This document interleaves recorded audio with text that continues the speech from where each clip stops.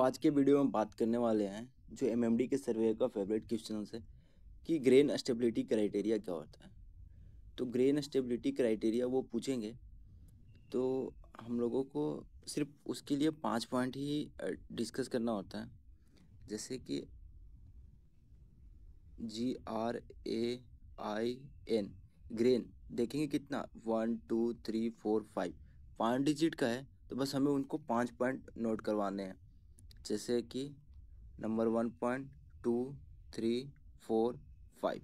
जब भी सर्वेयर अगर पूछा कि अगर ग्रेन स्टेबिलिटी क्राइटेरिया बताओ, तो हमें बस यही डिस्कस कर देना है। तो इसमें नंबर 1 क्या है, stability requirement for loading grain. तो उसका जो पॉइंट नंबर 1 है वो क्या बोलता है कि जो एंगल ऑफ हील है due to the shift of grain shall not be greater than 12 degrees, or in the case of ships constructed on or after 1st of January 1994, the angle at which deck edge is immersed, whichever is lesser। तो first point हमें सीधा उनको ये बता देना है कि जो एंगल ऑफ हील है वो 12 डिग्री से ज़्यादा नहीं होना चाहिए। क्यों? जो एंगल ऑफ हील कैसे क्रिएट हुआ? Due to the shift of the grain. और अगर दूसरे जहाज जो कि 1 जनवरी 1994 के बाद बने हैं, तो जब which deck edge is immersed whichever is lesser, या तो 12 डिग्रीज नहीं तो angle at which deck edge is immersed, दोनों में से जो कम है उसी का वैल्यू हमें क्राइटेरिया फुलफिल करेगा स्टेबिलिटी रिक्वायरमेंट के लिए। सेकेंड पॉइंट बोलता है कि जो नेट या रेसिडुअल जो एरिया है between the healing arm curve and the writing arm curve up to the angle of heel of maximum difference between the ordinates of two curve or 40 degree or angle of flooding whichever is least shall in all condition of loading be not less than 0.075 metre radian. तो यही बता देना है कि जो net या residual जो area है तो है in all condition of lading वो नोट लेस देन होना चाहिए 0.075। यहाँ पे भी देखेंगे कि यहाँ पे भी लेसर का बात किया, यहाँ पे भी कम ही होना चाहिए। फिर यहाँ पे भी बोल रहा है नोट लेस देन। और नाउ थर्ड पॉइंट पे क्या बोलता है कि the initial metacentric height after the correction for the free surface effect of liquid in the tank shall be not less than 0.30 metre. यहाँ पे भी सेम चीज़ बोल रहा है नोट लेस देन। यहाँ पे भी क्या बोल रहा है हम लोग को कि नोट लेस देन। तो 3 क्राइटेरिया में हर जगह देखेंगे कि नोट लेस देन ही आ रहा है। यहाँ पे बोला है कि या तो 12 डिग्री हो या तो एंगल एट विच डेकेस इमर्स हो, जो भी लेसर हो। नेट या सेकेंड पॉइंट में बोलता है नेट या रेसिडुअल एरिया वो भी कितना नोट लेस देन होना चाहिए 0.075 मीटर। अब जब जीएम का बात कर रहा है तो जीएम भी बोलता है कि नोट लेस देन 0.30 मीटर होना चाहिए, जो उसका क्या है इनिशियल जीएम है। अब 4 पॉइंट बोलता है कि before loading bulk grain the master shall if so required by the contracting government of the country of the port of loading demonstrate the ability of the ship at all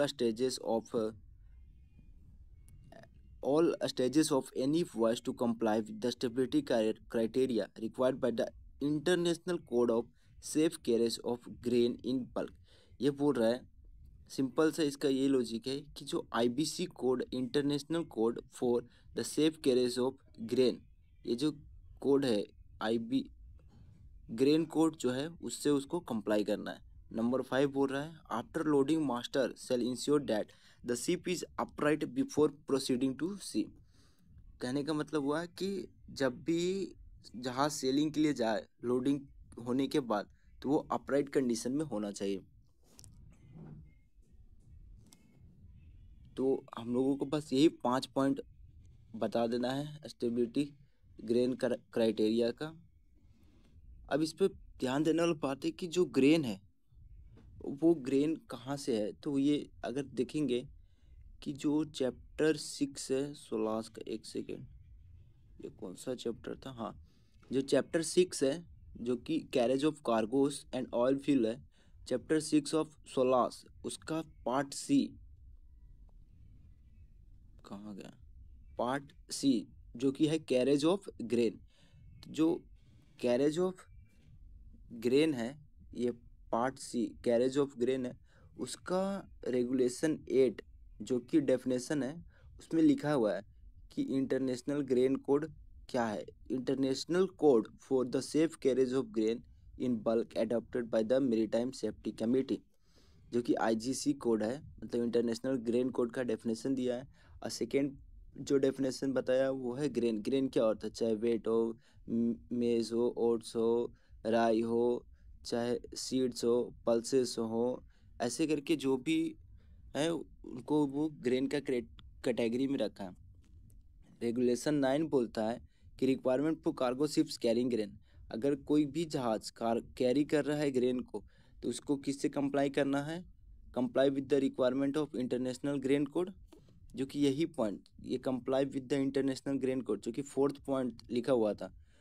और hold a document of authorisation, उसके पास एक document of authorisation होना चाहिए as required by that code. मतलब हर एक जो भी जहाज ग्रेन कैरी कर रहा है उनके पास एक DOA होता है, document of authorisation. Second point बोलता है कि a ship without a such document shall not load grain until the master satisfies the administration or the contracting government of port of loading on behalf of administration that ship will comply with the requirement of international grade code in its proposed loaded condition। तो अगर किसी के पास document of authorisation नहीं है तो normally तो उन्हें load को ग्रेन को लोड करना ही नहीं चाहिए।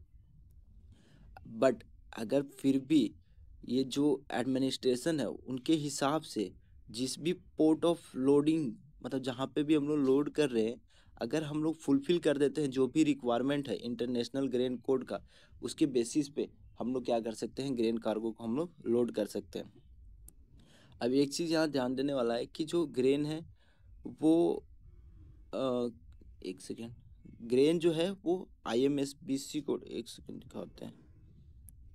ये जो, हाँ, ग्रेन का एक मीनिंग यहाँ पे भी आया था कि अगर देखेंगे चैप्टर 6 का ही कैरेज ऑफ कार्गोज रेगुलेशन 1-2 में यहाँ पे लिखा है क्या कि requirement for the carriage of solid bulk cargo other than grain. तो जो ग्रेन है वो सॉलिड बल्क कार्गो नहीं है। अगर ग्रेन के लिए अलग कोड है जो कि IGC कोड है, इंटरनेशनल ग्रेन कोड है, तो वही यहाँ पे लिख दिया गया है कि requirement for the carriage of solid bulk cargo other than grain shall be in compliance with the relevant provision of the IMSBC code. तो सिर्फ IMSBC जो है वो सॉलिड बल्क कार्गो के लिए अप्लाई होता है, अदर देन ग्रेन, ग्रेन को कभी भी IMSBC कोड से रिलेट नहीं करना है हमें। तो बस यही है।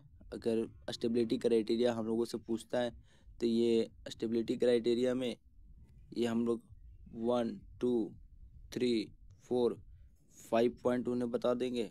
उसके बाद ये अगर वो पूछता है कि ग्रेन का डेफिनेशन कहाँ पे लिखा हुआ है तो बोल देंगे कि चैप्टर 6 के पार्ट C में रेगुलेशन 8 जो कि डेफिनेशन होता है उसमें ग्रेन लिखा हुआ है, IGC कोड का डेफिनेशन लिखा हुआ है, और IGC जो भी कैरी कर रहे हैं जहाज़ ग्रेन को उनके लिए वहाँ पे डॉक्यूमेंट ऑफ ऑथराइजेशन होना चाहिए। अगर नहीं है तब क्या करना चाहिए?